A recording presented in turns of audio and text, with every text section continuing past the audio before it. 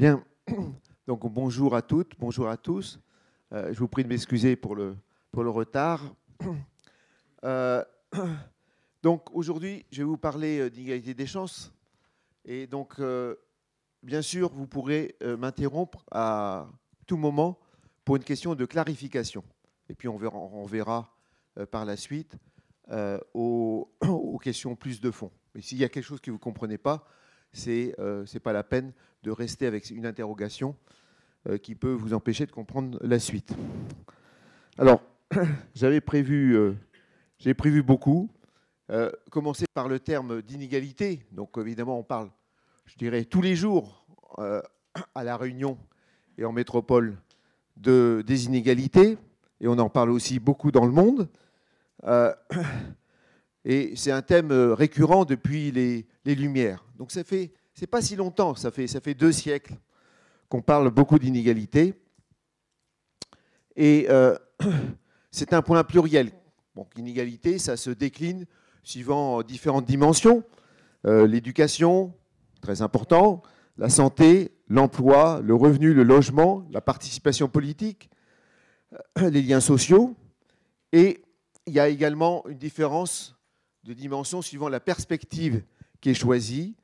Est-ce qu'on parle d'inégalité de droit, inégalité de possibilité d'accès, par exemple à la santé, inégalité de l'utilisation de l'offre disponible, inégalité dans les résultats, par exemple, inégalité en termes de revenus, inégalité en termes de patrimoine, inégalité en termes de niveau de vie. Donc le point de départ, le plus facile, c'est toujours de collecter des données sur l'égalité des résultats. C'est-à-dire qu'on va prendre une photo. On prend une photo à un instant donné et on se dit où sont les gens, où sont les ménages, où sont les individus. On peut raisonner à différents niveaux. Et une question qui est posée, parce que l'inégalité des chances, c'est à la fois quelque chose d'empirique et à la fois quelque chose de philosophique, c'est est-ce qu'une société juste devrait se focaliser sur leur élimination systématique? Est-ce qu'on devrait, est-ce qu'on peut et est-ce qu'on devrait, là je vais employer le terme devoir au sens philosophique, est-ce qu'on devrait éliminer complètement les inégalités?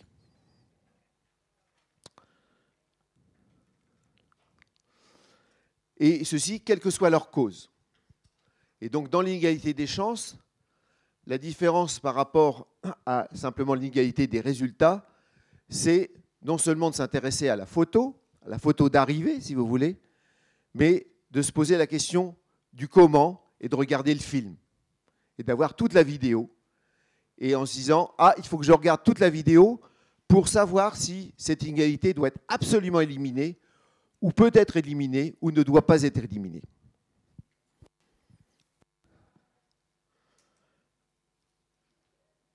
Donc, dans le plan, je vous propose d'envisager un certain nombre de points. D'abord, la définition d'égalité des chances. Ensuite, de faire un bref historique. Ensuite, de contraster la vision de cette photo par rapport à la vidéo. Donc, égalité des chances, c'est la vidéo, alors que l'égalité des résultats, c'est uniquement une photo. De regarder quels sont les obstacles à l'inégalité des chances et à l'égalité des chances. Et enfin, de faire un petit point rapide sur la France, comment elle se positionne en termes d'égalité des chances. Donc, je viens de déjà le dire, l'inégalité des chances, c'est la vidéo, donc c'est une dynamique, c'est un processus. Et ce processus, il va partir d'un point de départ pour arriver à un point d'arrivée. Le point d'arrivée, ce sont les résultats, c'est la photo d'arrivée, si vous pensez à une course, par exemple. Et dans l'égalité des chances, on va classer les individus, les ménages, les familles en différents groupes. Alors ça peut être, souvent, ça sera selon un critère de milieu social d'origine. Et puis, vous avez, ça c'est une catégorie de départ, on va donc mettre les gens dans différentes classes et on va regarder à la fin ce qui se passe en termes de revenus, de patrimoine, de consommation, de niveau d'éducation, d'emploi, de chômage, de taux d'activité, etc. Vous pouvez décliner de santé, d'espérance de vie, etc. Donc il y a une catégorie d'arrivée, ça peut être un chiffre, ça peut être par exemple le montant du revenu, ou ça peut être par exemple une catégorie. On est en bonne santé, on est en moyenne santé, etc. Et le point principal sur le plan, on peut dire mathématique, de calcul de l'égalité des chances, c'est de calculer une probabilité, une fréquence. Vous savez tout ce que c'est qu'une fréquence, c'est le nombre de cas favorables ou défavorables par rapport au nombre de cas possibles. Donc ça va être un ratio. Donc au dénominateur, vous avez là, par exemple, toute la catégorie de départ, par exemple, les enfants venant d'un milieu d'ouvriers, et au numérateur, vous allez avoir, par exemple, le nombre de ces enfants d'ouvriers qui atteignent l'université. Et vous pourrez, par exemple, regarder ce qui se passe entre, par exemple, le sud de la Réunion et le nord de la Réunion. Donc, c'est une comparaison des probabilités de réussite en fonction de la catégorie de départ. Et qu'est-ce que c'est que l'égalité des chances? Bien, l'égalité des chances, ça peut se définir d'une manière simple. C'est que cette fréquence qu'on va calculer, elle devrait ne pas dépendre de la catégorie de départ. Donc, si vous venez du nord ou du sud de la Réunion, si vous venez d'un milieu social favorisé ou d'un milieu social plutôt défavorisé, la probabilité d'accès, par exemple, à l'enseignement supérieur devrait être égale. Voilà, donc, c'est une égalité, mais une égalité non pas d'un résultat, mais d'une probabilité, d'une fréquence. Alors, pourquoi est-ce qu'il pourrait ne pas y avoir d'égalité des chances? Alors, on peut penser évidemment à la discrimination, aux préjugés, mais il y a aussi d'autres phénomènes plus profonds, comme des attitudes de dévalorisation, d'autodévalorisation, les croyances, par exemple se dire « Ah, je ne vais pas réussir », et on sait qu'il y a par exemple une différence entre les garçons et les filles de ce point de vue-là. Les filles se dévalorisent plus, ont moins de confiance en elles. Et puis, il y a également les relations, les connaissances, les moyens financiers des parents, du milieu social d'une manière générale. Alors, je vais vous donner ici maintenant, après avoir donné la définition, vous donner un certain nombre d'exemples. Exemples qui vont ici concerner l'inégalité.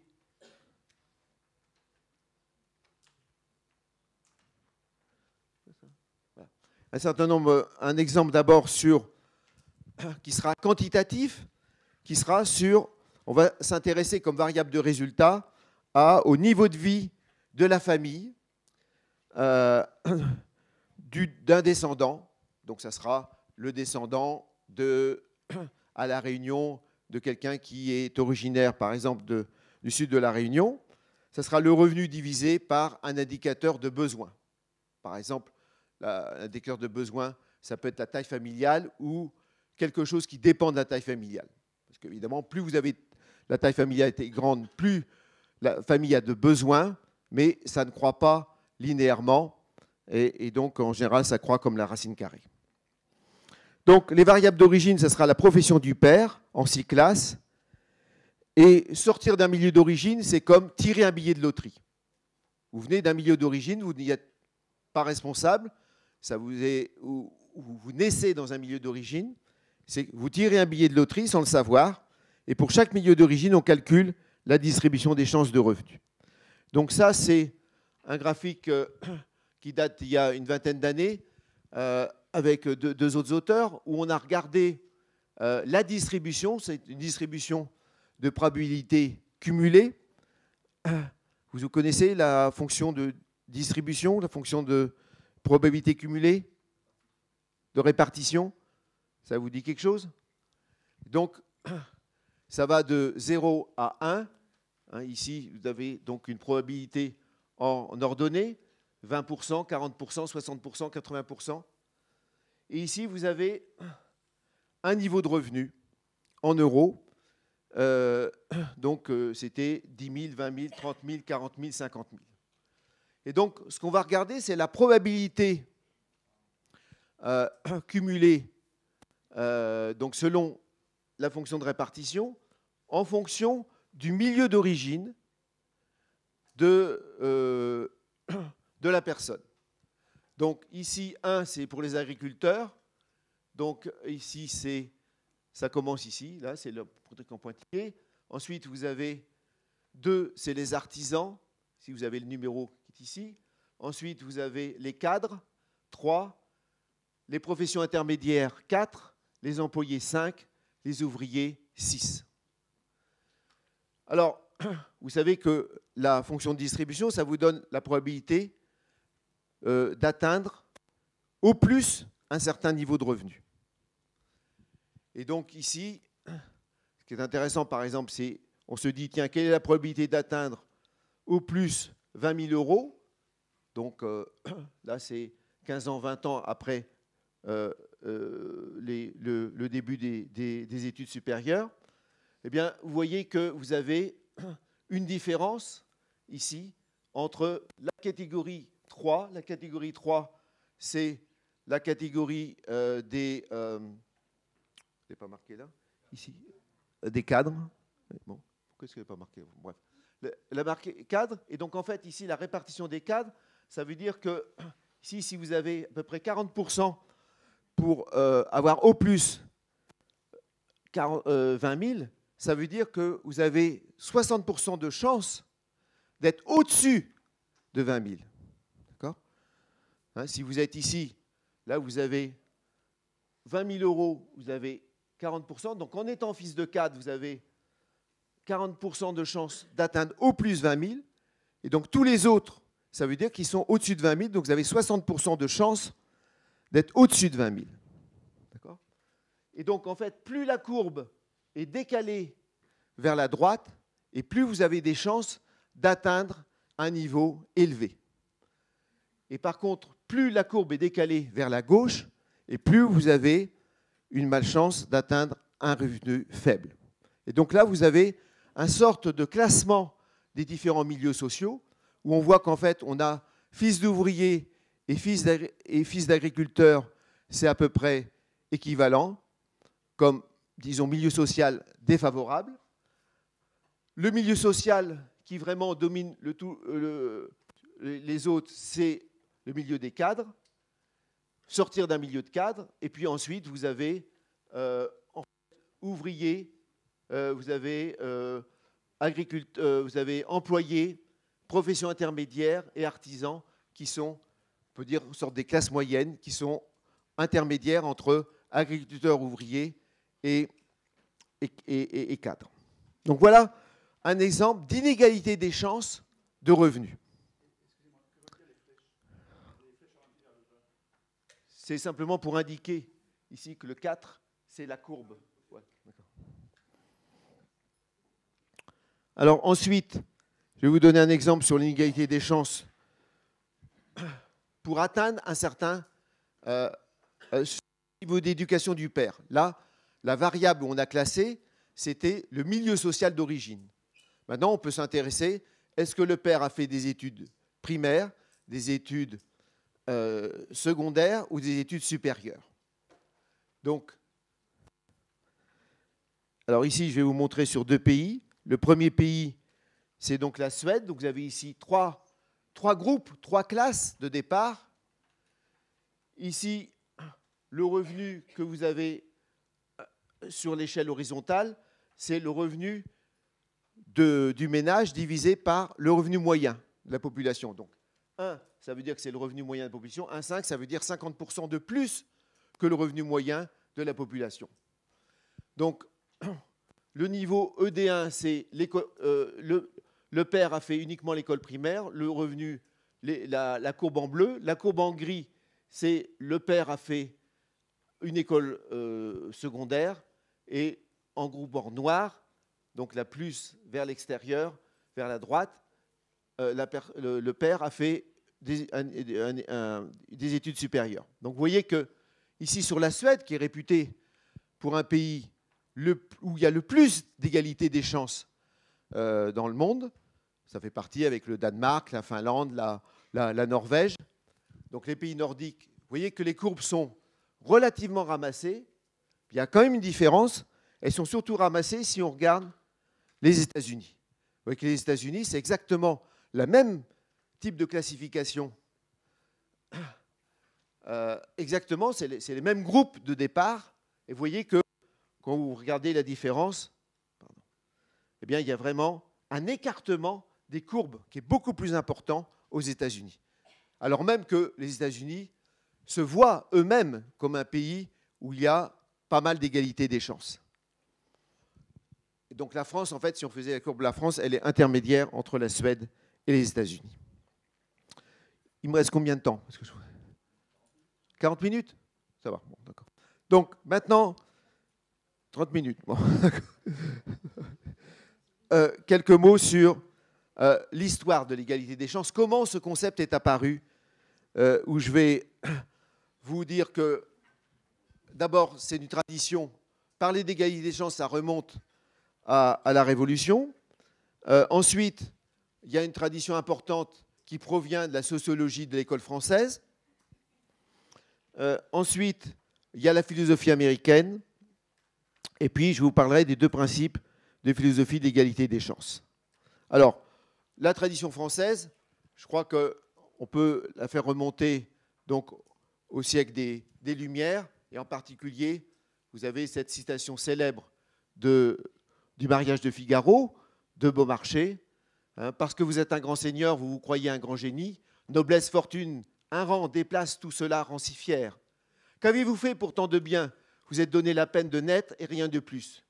Du reste, assez ordinaire. Et donc là, vous voyez que c'est une dénonciation du fait que, sous l'Ancien Régime, il y avait évidemment, d'une part, la noblesse et d'autre part, le tiers-État, et que ça correspondait à des droits politiques, à des situations économiques absolument complètement à l'opposé.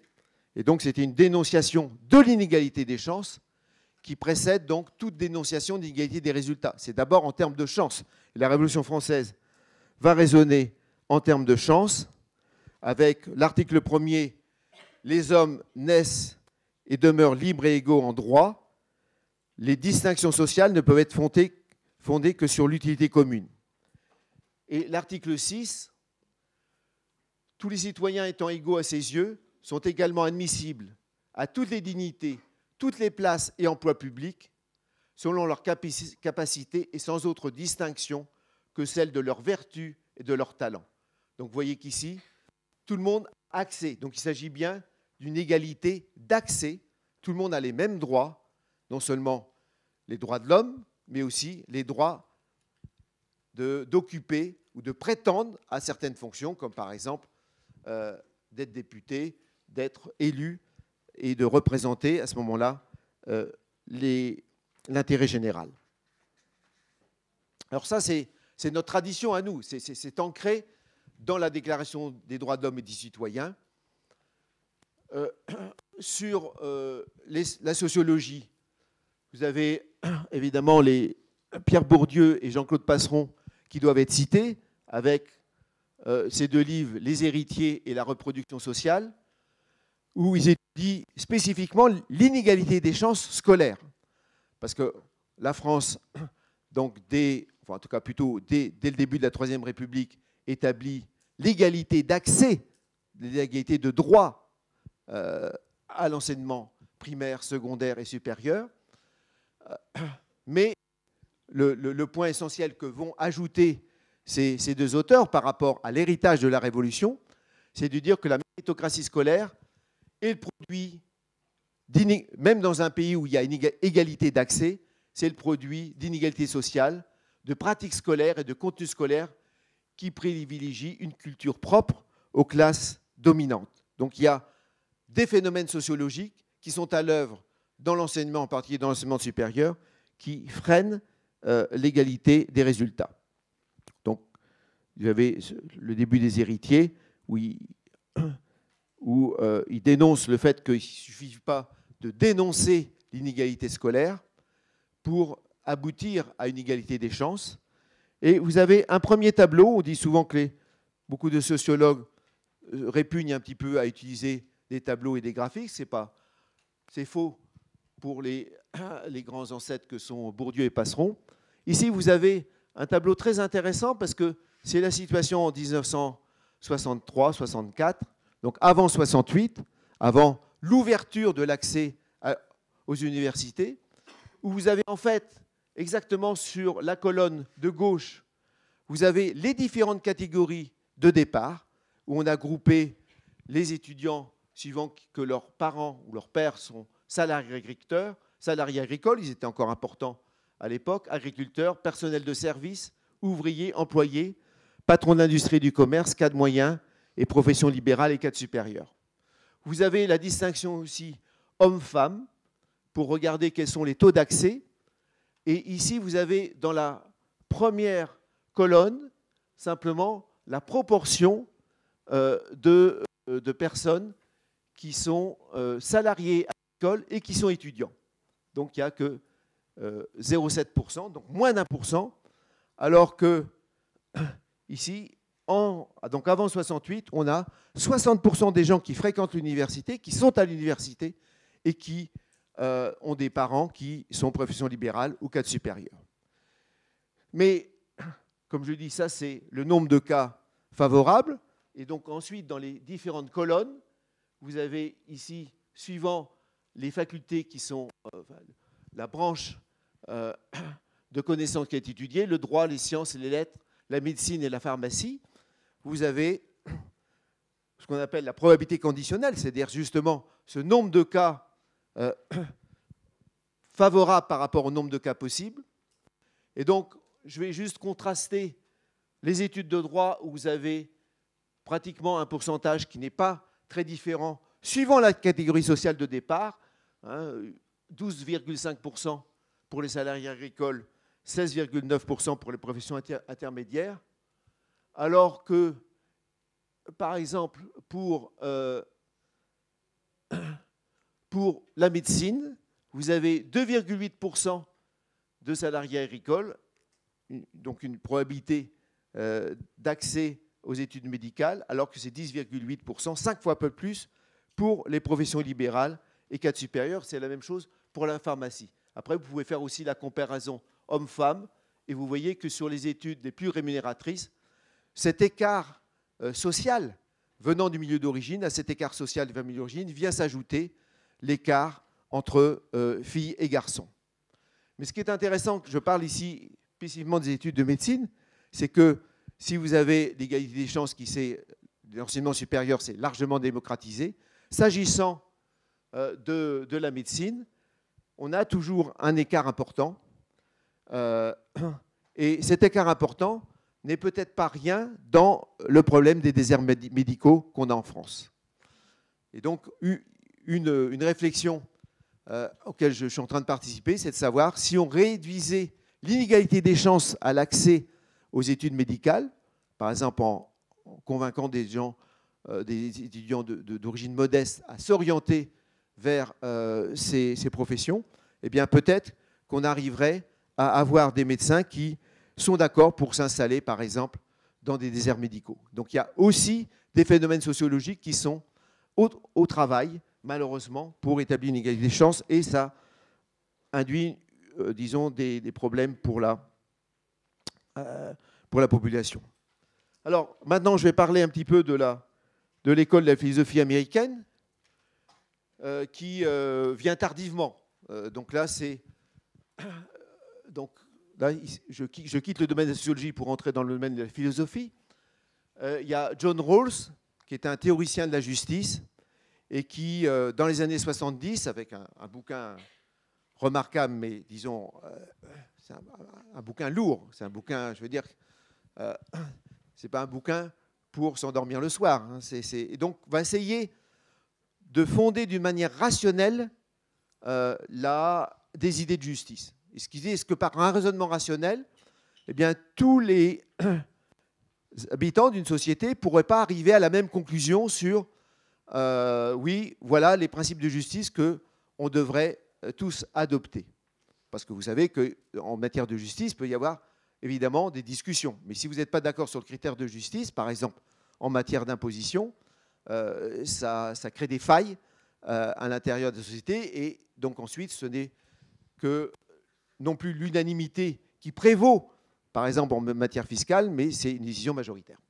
Et donc, le raisonnement de Rawls, c'est de dire que pour qu'on ait le fondement de la théorie de la justice, du point de vue rationnel, doit se baser dans un contexte de voile d'ignorance, où on ferait semblant d'ignorer notre situation personnelle, la situation de nos ancêtres, la situation de nos possibles, de notre progéniture, et donc de mettre ça de côté et de se dire, voilà, je suis quelqu'un qui arrive dans une société et je ne sais pas quelle position je vais avoir dans cette société, et tout le monde a ce même raisonnement, et on essaie d'établir les principes d'une société juste. Le deuxième principe de rationalité sur lequel il se fonde, c'est le fait de dire, j'arrive dans une société, je ne sais pas à quelle position je vais finir, et donc, comme tous les humains, en général, on a une aversion au risque, et je vais me placer dans un cas où j'ai une aversion extrême au risque, ça s'appelle, donc je vais regarder uniquement les situations les pires. Donc, je ne sais pas où est-ce que je vais arriver dans cette société, par exemple, je viens de l'extérieur, je suis un immigré, et je ne sais pas si je vais finir milliardaire ou clochard, et je me dis, je me place dans la pire des situations. Et donc, il arrive à deux principes, qui est le principe de différence, qui dit que une égalité devrait être permise. Et vous savez, c'est la première question que je me suis posée pratiquement dès le départ, en disant, est-ce qu'on doit annihiler toutes les inégalités? Et la réponse de Rawls, c'est de dire, non, peut-être pas toutes. Si une inégalité permet aux gens qui sont au bas de l'échelle de monter, de progresser, d'avoir un niveau de vie, d'avoir une meilleure santé, d'avoir un niveau d'éducation plus élevé, alors, oui, cette inégalité, elle pourrait être considérée comme juste. Voilà, ça c'est ce qu'on appelle le principe de différence. Le principe de différence, c'est dire, il y a des inégalités qui pourraient être considérées comme justes si elles permettent, si vous voulez, si vous avez une sorte de plancher, vous avez un plancher et un plafond dans la société, ça fait remonter le plancher pour tous les gens. Et donc, comme je raisonne, moi, je viens de l'extérieur de la société, je suis un immigré, et je me dis, où est-ce que je vais arriver? Eh bien, si le plancher augmente, eh bien, je me dis, ben oui, c'est une meilleure société, et c'est relativement juste, donc je ne vais pas chercher à annihiler, à éliminer cet type d'inégalité. Et puis, évidemment, il faut une équité dans la distribution des biens primaires, qui sont plus larges que le revenu et la richesse. C'est le pouvoir, les opportunités, les bases sociales du respect de soi. Et donc, ici, on voit l'égalité des opportunités. Et donc, ici, Rawls définit en anglais ce qu'il appelle, c'est le premier texte philosophique où on voit d'une manière très simple, très claire, ce concept d'égalité des probabilités conditionnelles d'accès, des fréquences conditionnelles d'accès. Ceux qui sont au même niveau de talent et de capacité et qui ont le même désir de les utiliser devraient avoir les mêmes probabilités de succès, les mêmes fréquences de succès, quel que soit l'initial dans le système social.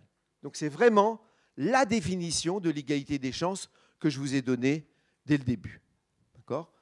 Ceux qui ont le même niveau de talent et le même niveau de capacité, le même désir de les utiliser, eh bien, la société doit faire en sorte qu'ils aient la même probabilité de réussite, quelle que soit la situation initiale, quelle que soit l'échelle, le point de l'échelle sociale de leurs parents. Voilà. Alors, ensuite, il me reste combien de temps? 15. Bon, alors là, je vais peut-être écourter ma compensation simplement pour dire que, donc, maintenant, ça c'est un objectif, mais cet objectif, on le sait bien, il va être très difficile à réaliser. Il y aura des écarts en termes d'égalité des chances, même pour la Suède. On a vu que les courbes, elles sont proches, mais elles ne sont pas identiques. Et donc, on réconciliera la réalité avec le principe d'égalité avec le principe d'égalité des chances en disant que si soit on arrive à mettre tout le monde sur la même ligne de départ, et donc toutes les politiques publiques doivent tendre vers cet objectif, mais si ce n'est pas possible, eh bien alors les individus qui ont une courbe de chance plus basse que les autres, eh bien ils devront être compensés. Donc il devra y avoir une compensation monétaire pour les gens qui ont une courbe de chance la plus basse. Donc ça, c'est le principe de compensation qui veut dire, alors comment est-ce qu'on fera? Par exemple, sous une forme avec des transferts, en envisageant une politique fiscale où on aura un décalage. Les gens qui seront les plus taxés, ce sont les gens qui auront les courbes de chance les plus élevées. Alors, je passe sur maintenant l'autre principe qui dit, si jamais on avait une société où il y avait totalement égalité des chances, si les courbes de répartition étaient exactement identiques, alors à ce moment-là, ça voudrait dire que les effets du milieu initial ont été annihilés, et donc à ce moment-là, on peut envisager qu'il reste des inégalités suivant les actions des individus, suivant les efforts qu'ils ont fournis. Ça, c'est ce qu'on appelle le principe de récompense naturelle, mais je ne vais pas... et donc, ça amène à une distinction. Donc, cette vision du processus, cette vision de vidéo, du film, amène à distinguer deux types d'inégalités. Les inégalités inacceptables qui proviennent que tous les individus ne sont pas partis du même point de départ. Et puis, deuxièmement, les inégalités acceptables, les inégalités qui proviennent d'un exercice de la liberté individuelle à partir du moment où, évidemment, les premières ont été corrigées. Alors, donc maintenant, je vais contraster l'égalité des chances par rapport à l'égalité des résultats. L'égalité des résultats, c'est on se dit, il y a une différence à la fin, alors que là, on s'intéresse vraiment, on cherche à comprendre comment est-ce qu'on est arrivé à cette inégalité et à distinguer suivant des caractères légitimes, des facteurs légitimes et des facteurs illégitimes. Alors, est-ce qu'il y a une objection à ce principe qui semble effectivement séduisant?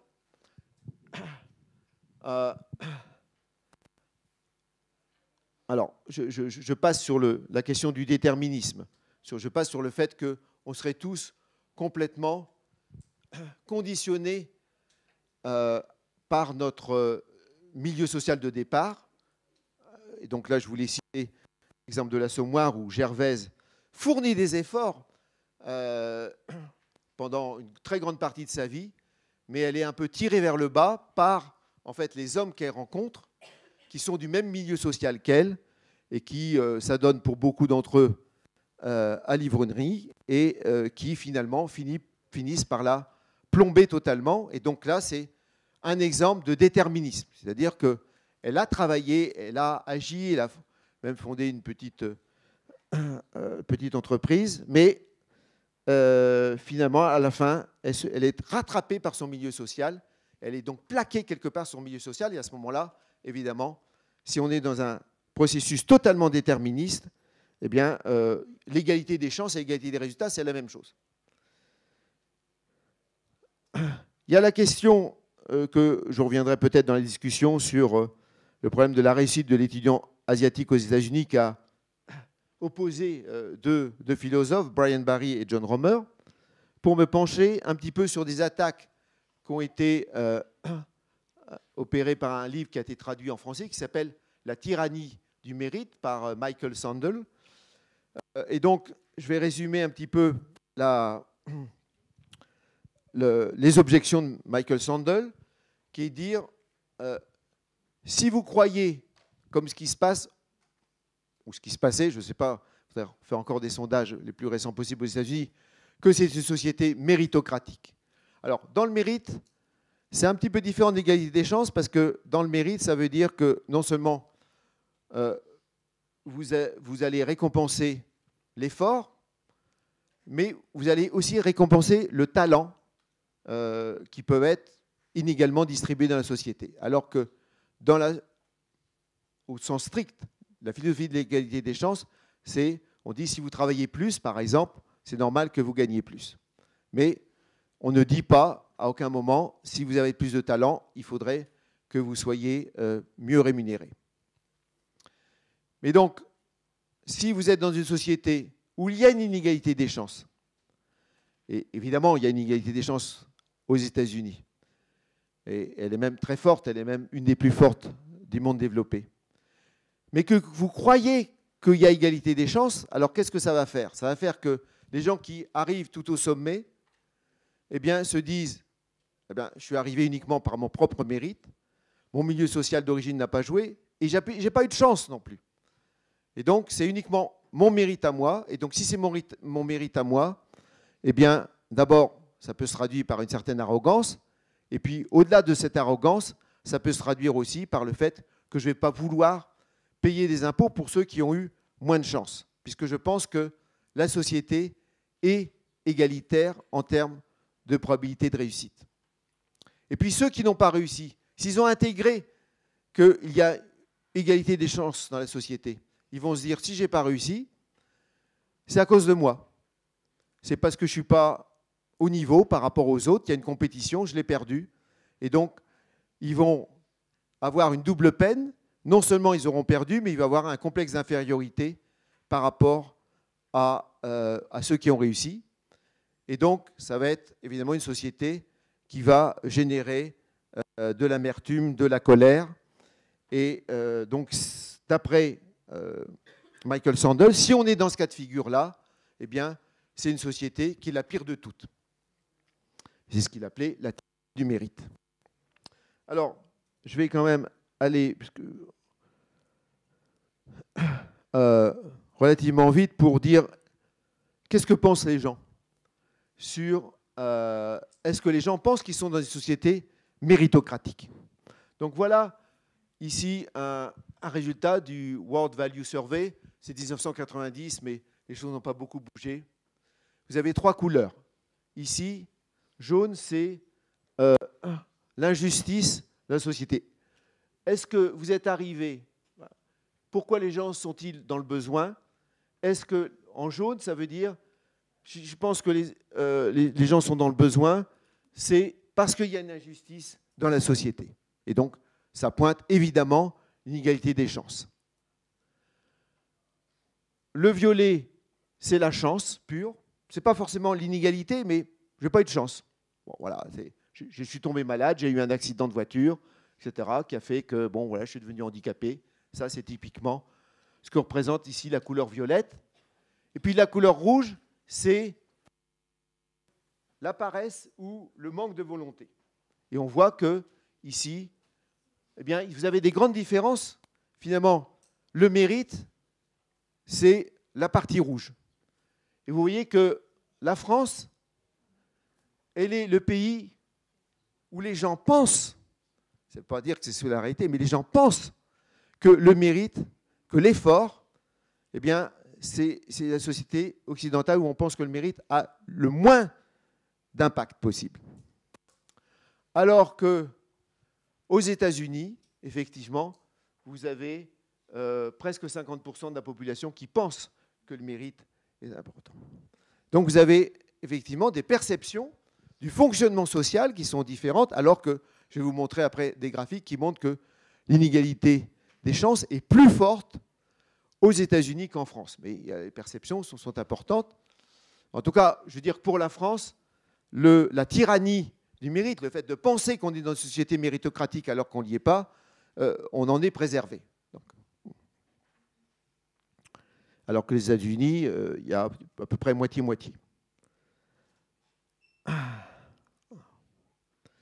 Alors, je vais il me reste combien maintenant? 5 minutes? 5, ok, bon. Donc maintenant, je vais... Juste pour information, ce que nous allons faire, c'est qu'il y a un lycée qui va partir à 11h, parce que le bus attend à 11h. D'accord, d'accord. Mais après, on peut continuer pour les autres. D'accord. On prend une interruption à 11h. D'accord. D'accord, d'accord. Ok. Donc, je vais au moins...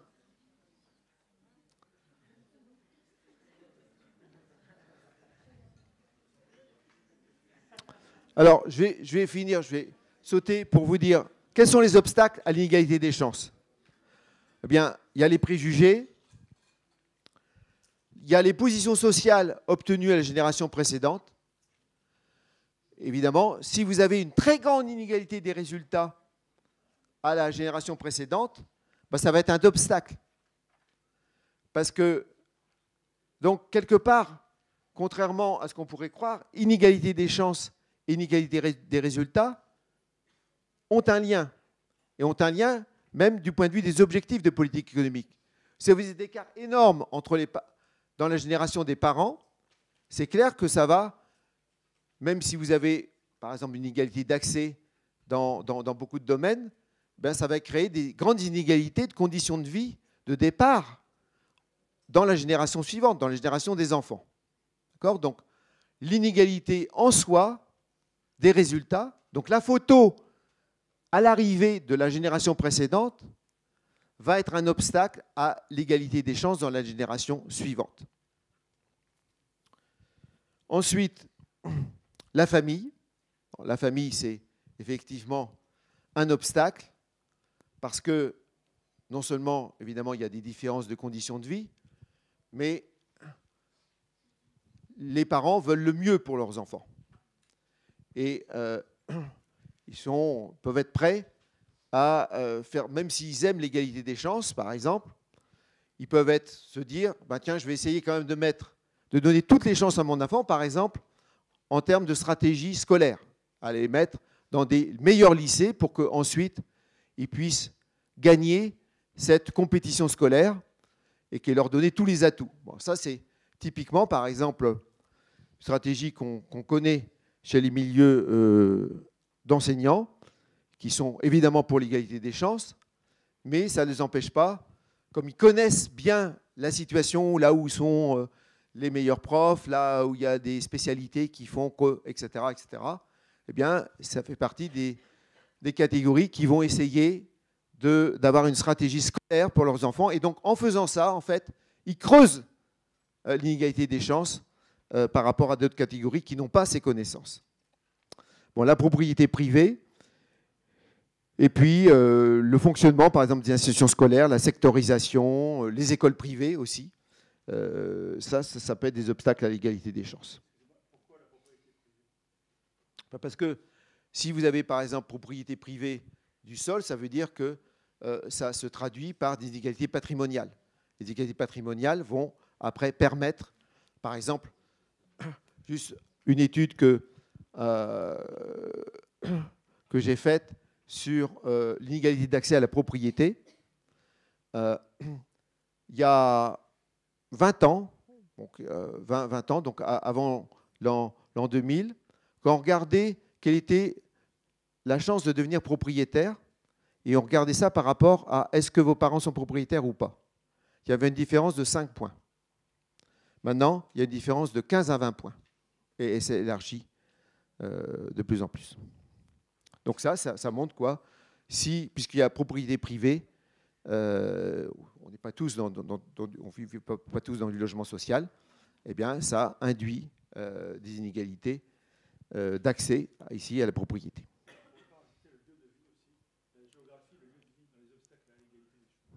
Absolument. Vous avez tout à fait raison, tout à fait. Absolument. Mais tout à fait. Alors, si je liste ici quelques politiques publiques, la lutte contre les préjugés, la discrimination positive, réduire les inégalités de conditions de vie à la génération précédente, donc réduire les inégalités de résultats, ce n'est pas quelque chose qui est contraire à l'inégalité des chances. La taxation de l'héritage, la gratuité des politiques publiques, éducatives, santé, logement social, transport public, les concours à l'entrée de l'enseignement supérieur par temps plutôt que l'admission sur dossier, pour éliminer tous les facteurs, disons, un peu de type sociologique. Mais il y a effectivement la famille. Donc la famille, c'est un obstacle insurmontable. Et bon, je ne suis pas un spécialiste de la civilisation grecque, mais ce qui est sûr, c'est qu'Athènes, les Athéniens avaient déjà remarqué qu'il y avait beaucoup plus d'égalité des chances à Sparte qu'à Athènes, parce qu'à 7 ans, les enfants étaient arrachés de leur milieu familial pour être placés dans des institutions de formation et d'encadrement. Et donc là, vous avez cette phrase de Leclésio, qui a des rapports étroits avec la Réunion.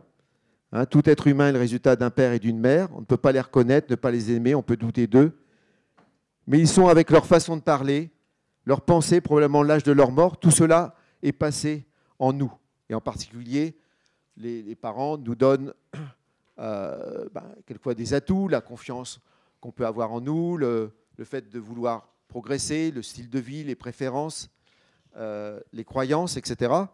Et tout ceci, ça sera jamais dans le domaine de l'État dans une société libérale.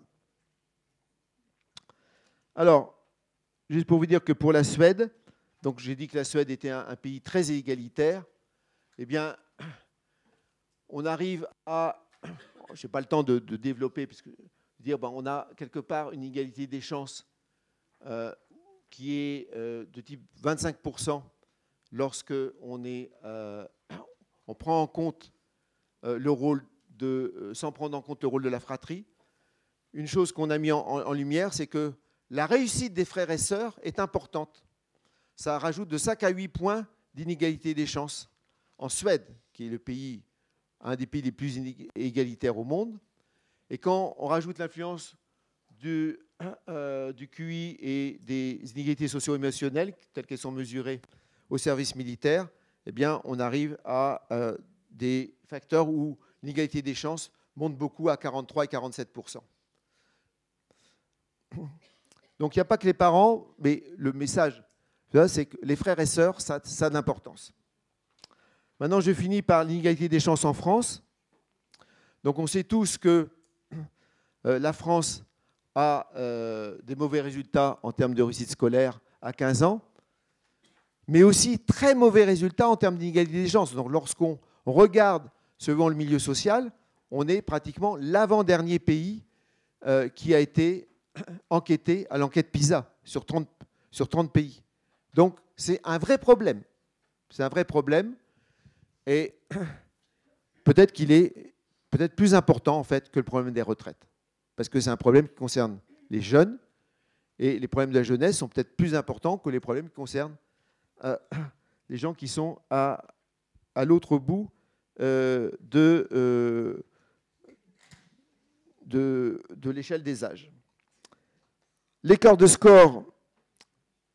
Alors maintenant, je vais vous parler de résultats en termes où on regarde comment le revenu du père influence le revenu du fils ou de la fille. Donc là, je quitte l'éducation pour m'intéresser simplement au rôle du revenu. Eh bien, en France, si le revenu du père augmente de 10%, si le père a progressé 10% dans l'échelle sociale, les enfants, donc les garçons et les filles, le revenu gagne 3 à 4%. Aux États-Unis, c'est entre 5 et 6%, et la Suède, c'est autour de 2%. Donc on voit que la France est entre la Suède et les États-Unis en termes d'inégalité des chances de revenus, alors qu'elle est super mal classée en termes d'inégalité d'accès à l'éducation et à la connaissance. Alors, ici, ce lien que j'ai essayé de vous expliquer entre inégalité des revenus et inégalité des chances, c'est un lien ici qui est repéré par la droite de régression rouge, avec chaque point qui représente un pays particulier, où ici, sur l'axe horizontal, vous avez un indicateur d'inégalité des résultats. Donc ça, c'est la photo, l'inégalité de la photo. Et ici, en ordonnée, vous avez l'inégalité des chances, un indicateur d'inégalité des chances. Donc vous voyez que vous avez, par exemple, les pays d'Amérique du Sud qui sont très mal classés, parce qu'ils ont beaucoup d'inégalités des chances, beaucoup d'inégalités de résultats, beaucoup d'inégalités des chances.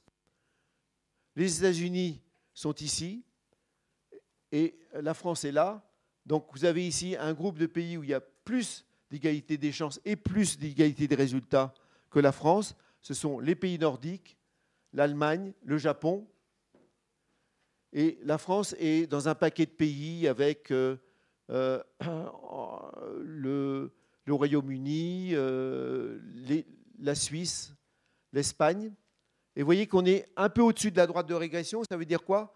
Eh bien, ça veut dire qu'on a, pour notre niveau d'égalité des résultats, on est au-dessus de la droite de régression, donc on a plus qu'attendu une égalité des chances. Donc la France sous-performe en termes d'inégalité des chances par rapport à son niveau d'égalité des résultats. Et ma dernière, les derniers résultats que je voudrais vous présenter, c'est des résultats qui sont un peu plus optimistes, qui proviennent d'un document de travail de l'INSEE. On regarde quel est, à l'âge de 28 ans, les inégalités de revenus. Alors c'est relativement, 28 ans, c'est encore jeune. Et donc, ça peut se détériorer par la suite. Mais on regarde le rang du père dans l'échelle de revenus des pères et on regarde le rang du fils dans l'échelle de revenus du fils. Et donc, c'est la corrélation entre les rangs. Et donc c'est le dernier graphique que je vous demande d'absorber. Vous avez ici, là, on classifie les personnes suivant le milieu d'origine. Donc ici, cette première colonne, ce sont la destinée des gens dont le père avait un rang dans le 5e des revenus les pire classés chez les parents. C'est donc le quintile. C'est le quintile de revenus le plus bas. Là, c'est le deuxième quintile. Ça, c'est le troisième quintile, quatrième quintile, cinquième quintile. Donc, en rouge, c'est quand vous descendez. Et donc, ici, je vais quand même m'intéresser. On s'intéresse toujours les gens qui partent du bas et qui montent. Mais c'est intéressant aussi de regarder parce que dans une analyse de rang, s'il y a des gens qui montent dans les rangs, il y a des gens qui descendent aussi. Et c'est intéressant de noter que quand vous êtes un fils dont le père était dans le dernier quintile de revenus, vous avez quand même ici une probabilité pratiquement de 45% de terminer, enfin ce n'est qu'à 28 ans, dans les 3 derniers quintiles. Donc, vous avez que 34% des enfants qui termineront dans le quintile du père, 22% dans le quintile d'avant, et puis ici, 15% dans le 3e quintile, 12% dans le dernier quintile, et ici, ça doit faire 20% qui seront 15% qui seront dans le dernier quintile. Donc, vous avez un phénomène, il y a des gens qui prennent l'ascenseur, mais il y a des gens qui prennent, excusez-moi, le descenseur. Donc, il y a quand même un mouvement de turnover dans la société française, puisque vous voyez que si vous prenez les chiffres ici sur le premier quintile, 31 plus 22, ça fait 53,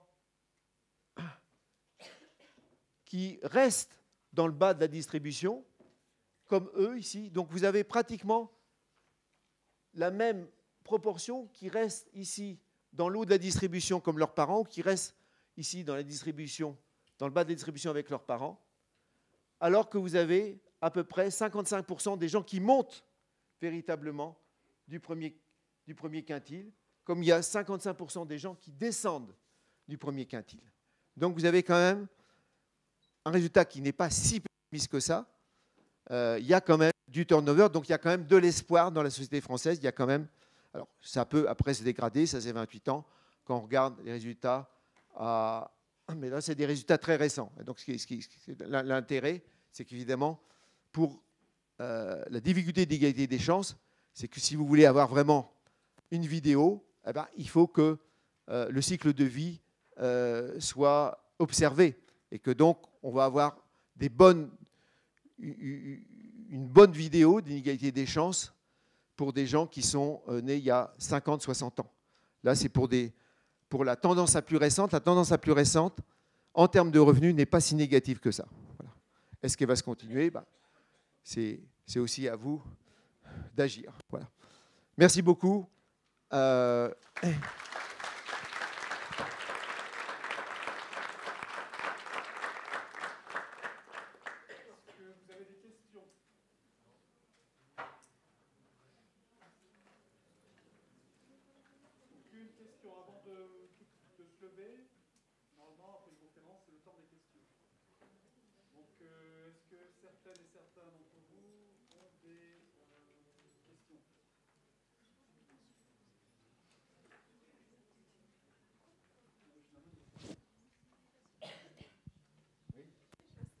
J'aimerais savoir l'expérience de Marseille, en fait. Oui. Donc, vous voulez que je développe? Tout à fait. Alors, l'expérience que j'ai conduite avec Marseille, alors, hop.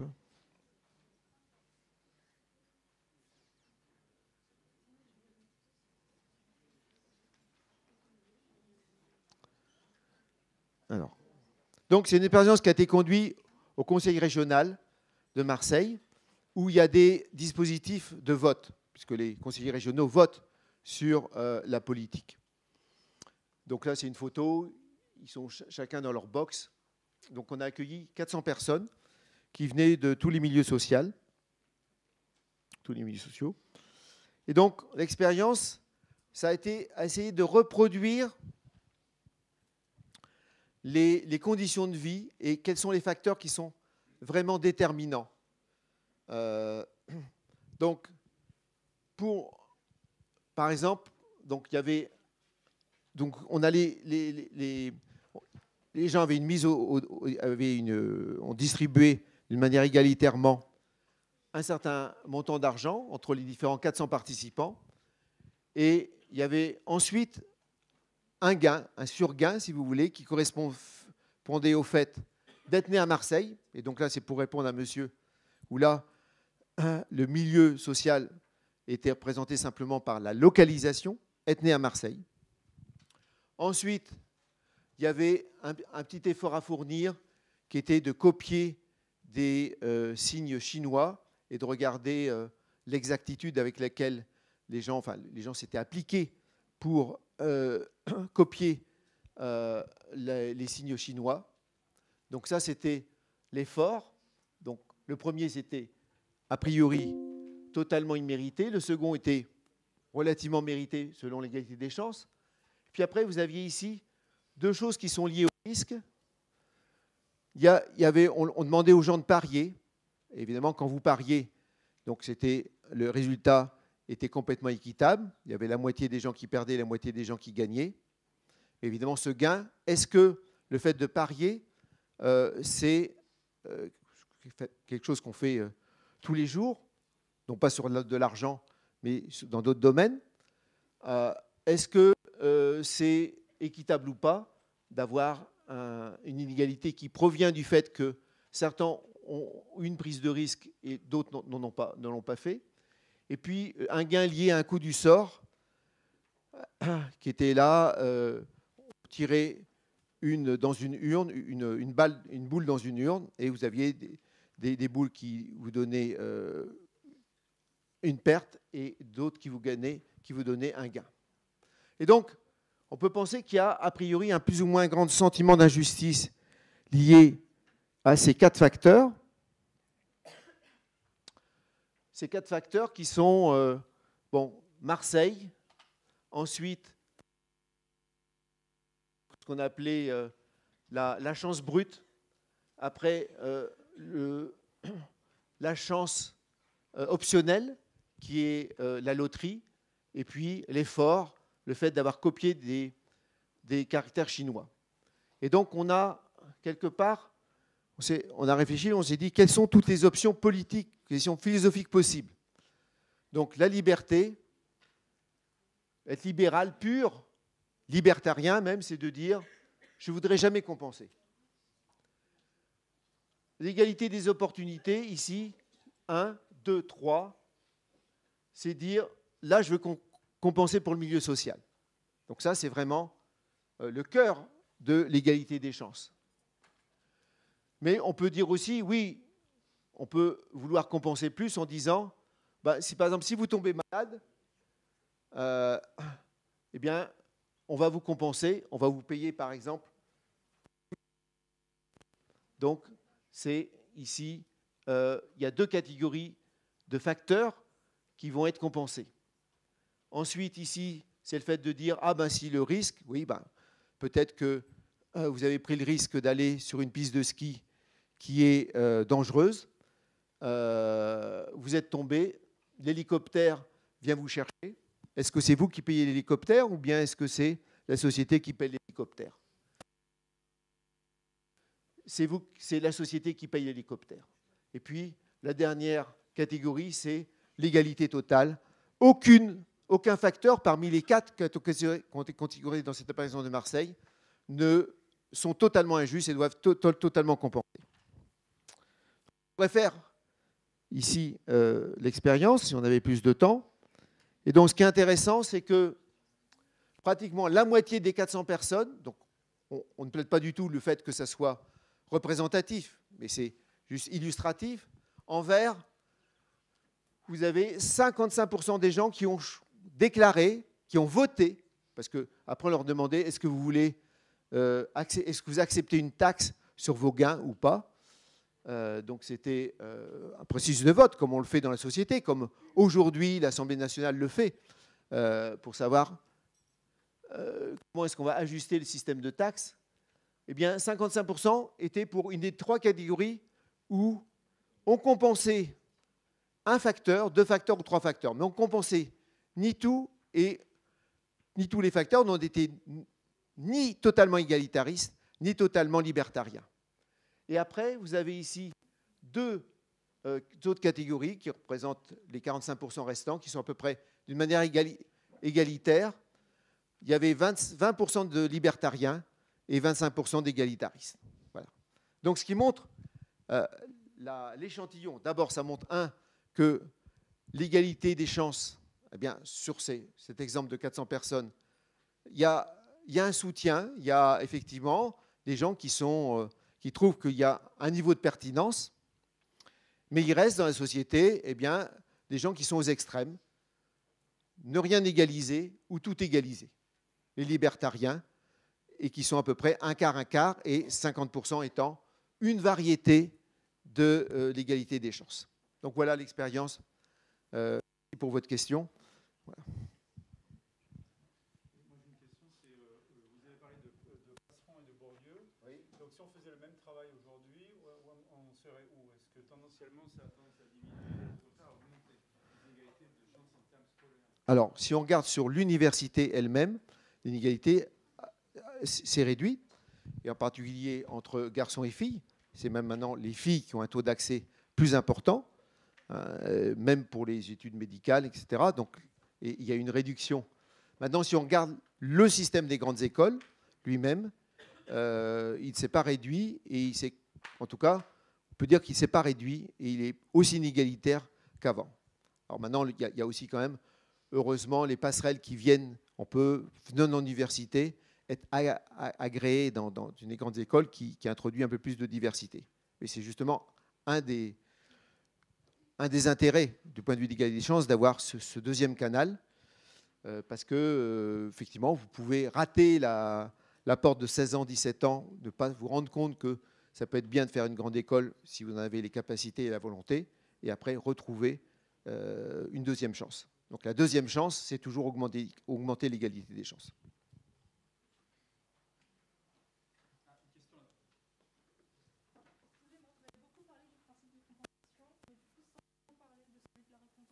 Oui. Donc pour vous, vous êtes plus sur le fait de devoir compenser pour corriger les inégalités? C'est une bonne question. Là, en tout cas, le cœur de la philosophie de l'égalité des chances, c'est le principe de compensation. Mais effectivement, si vous n'avez pas le principe de récompense naturelle, vous tombez dans l'égalitarisme total. D'accord ? Donc le principe de récompense naturelle, c'est de dire si vous fournissez plus d'efforts, eh bien, c'est une égalité qui est légitime. Et on peut en donner on peut trouver une traduction du principe de récompensation qui vient d'être voté par l'Assemblée nationale. Je vais prendre 2 exemples, hier ou avant-hier, donc même pas par la Commission des finances, par l'Assemblée nationale. Elle a décidé que tous les gens qui touchaient revenus liés à des heures supplémentaires ne seraient pas taxés. Aucun ne devrait plus de cotisation sociale ni d'impôt sur le revenu. Donc ça, c'est typiquement quelque chose qui pourrait être défendu au nom de l'égalité des chances. Je travaille plus, eh bien, je ne dois pas être compensé. Je ne dois pas les inégalités dues aux différences d'engagement dans le travail ne doivent pas être corrigées. Et la deuxième chose qui a été adoptée, je crois, hier, c'est que les pourboires, donc évidemment les pourboires en cash n'ont jamais été taxés, mais les pourboires en carte bleue, eh bien, ne seront pas taxés, ne seront plus taxés. Là aussi, on peut considérer que les pourboires correspondent à un certain effort, et si un garçon de café reçoit plus de pourboires qu'un autre, c'est parce qu'il est plus souriant, plus ceci ou plus cela, qui fournit plus d'efforts pour son client, et donc ils ne sont plus taxés. Donc voilà 2 exemples d'application du principe de récompense naturelle adopté par l'Assemblée nationale.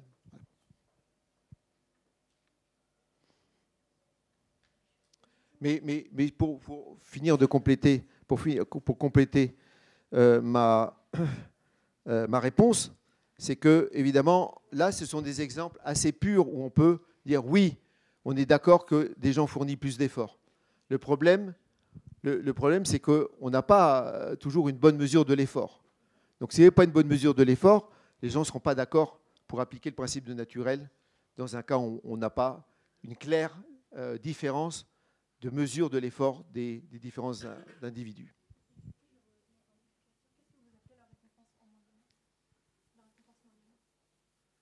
La récompense moyenne. Je ne sais pas si j'ai utilisé ce coup.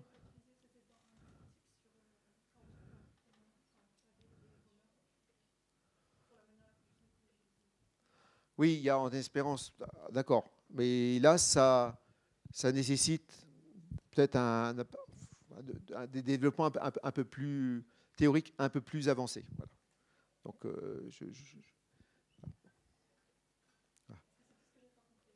Ah bon. On peut en parler après, mais...